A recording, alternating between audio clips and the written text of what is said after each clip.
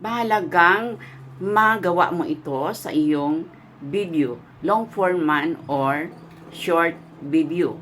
Ano-ano ang mga ito? Ito ay ang pagkaroon mo ng caption at hashtags. Malaga ang caption dahil ito ay magbigay ng interest sa iyong mga viewers kung ano ang iyong content. Kaya ang caption, gagawin mo yan na huwag lahat i-capital letters. Few capital letters lang. Kung maari ay yung una lang na salita ang i-capital mo at yung mga sumusunod ay small letters na.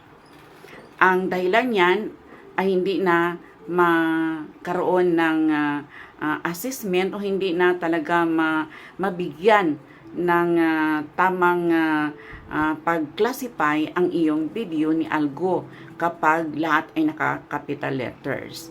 Your caption should also be short. Hindi siya 2 paragraphs, 1 paragraphs. That is already spammy na caption. Maikli lang na matatawag natin na catchy. Ano bang catchy? Yung mahikayat ang iyong viewers na panoorin ang iyong video, maging interesado siya.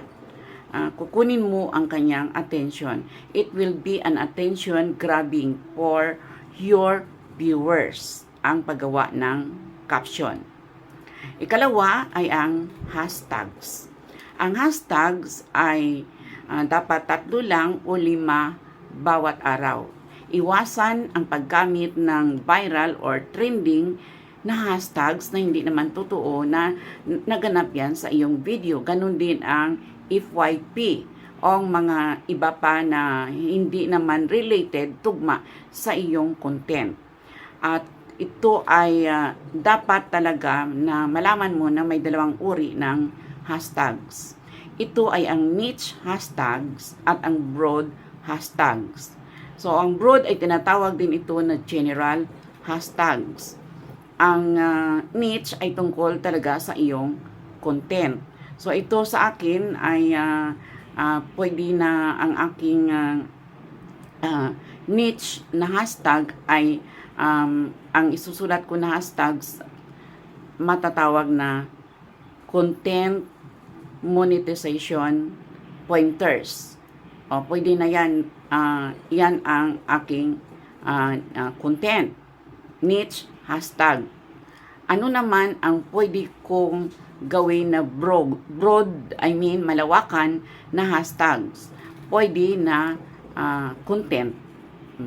Content lang. That is broad or general hashtags. Paano ang suggestion sa paggawa ng hashtags? Ang ginagawa ko ganito, nasa inyo kung susundin ninyo. Ang una kong hashtags ay ang profile name o ang pangalan ko. Upang kung mayroon na tayong mga followers na gusto nilang i-search ang ating mga content, ating video, madali lamang nila tayong mahanap. Ikalawa, syempre, your targeted audience. Sino yung yung gusto mo na ipakita, kanino? Sa isang hashtags lang, hashtags followers, non-followers, viewers. 2 hashtags na yan. Ikatatlo, yung iyong content na maaaring gagamit ka ng sinasabi ko na kanina, niche hashtag or the broad or the general hashtags. Huwag gamitin talaga ang walang kaugnayan na hashtags dahil ito ay hindi magdudulot ng kabutihan sa iyong profile o iyong page. Huwag mo rin i-hashtag ang iyong grupo o ang iyong groups na kinabibilangan. Maring ang highlight ay magagamit lang yan na pwede 3 times sa isang linggo dahil ibig sabihin yan ay binigyan mo ng focus ang iyong video na makikita ng iba't ibang tao, followers man or non-followers. Yung followers ay magagamit mo rin yan isang beses sa isang araw lang. Dapat ang followers at highlights na hashtags ay nakakulay blue Kung hindi siya kulay asul, wala pa rin yan na matatawag na positive impact on the viewers. Ang hashtags ay parang ito ang magsilbing guide na tayo ay panoorin rin ng ating mga followers at mga supporters. So, iyan ang talagang dapat nating gawin sa paggawa natin ng maganda natin na content. Ang pangalawa rito ay ang proper engagement, genuine engagement. Huwag tayong comment hi, hello, good morning, good afternoon, good night, good evening, or same I, payakap, ano pa, follow to follow me. Those are fake engagement. May dalawang uri ng pag-engage, engagement to your post.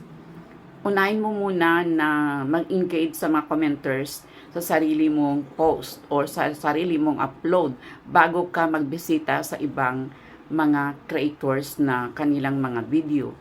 At bantayan mo yan dahil mamaya-maya may mga Facebook users, mga regular Facebook users na hindi digital creator, hindi content creator na magbigay sa atin ng comment, automatic i-delete mo. O mayroon pa rin mga content creators na hindi alam ng mga bawal na mga salita sa caption at sa comment section. Huwag niyong gamitin dahil ang malaki mong earnings ma-demonetize at pwede rin kayong magkaroon ng suspension of your account. Kaya ang proper engagement ay mag-comment ka sa post or sa content ng isang creator. Dapat panoorin mo mabuti. Huwag naman na siya ay nagbigay ng kanyang post na achievements, na earnings, tapos ang comment mo ay advertising, delicious, kasi hindi mo naman tinapos. Huwag na rin paulit-ulit ng mga comments na congrats, congratulations. Sobrang hindi na siya maganda na paulit-ulit gagamitin mo yan sa mga marami na creators na binigyan mo ng comment. There are so many ways. Search the synonym on the dictionary, the Google, ang dami niyan, or you can make your own. Kaya ang mga ito ay talagang gagawin natin na halimbawa sa congratulations, ano ba ang pwede mong synonym? You achieve it. You are really an achiever. O pwede yan. You are on the road of achievements. Ang dami na pwede mong i-comment. You are on fire. Your success revealed, unboxed, unlocked. So many other words to use. Parang hindi na maganda na parehong congrats na lang. Look for other synonyms. So, ito lang muna ang aking ma-share ngayon. Paano natin magkaroon ng more engagement and earnings. Basically, content at engagement ang magiging dahilan. Mayroon pang iba na mga minor na contributory factors. Kung mayroon kayong natutunan sa aking karanasan, ay please like, share, and comment my long form video. Dahil ang karanasan ko ay maging karanasan mo na rin. I am your teacher vlogger, teacher na, vlogger pa, teacher Bing, Erlinda Bing, Basilio Rindon. Signing off. Mabuhay until my next vlog. See you. Thank you for watching.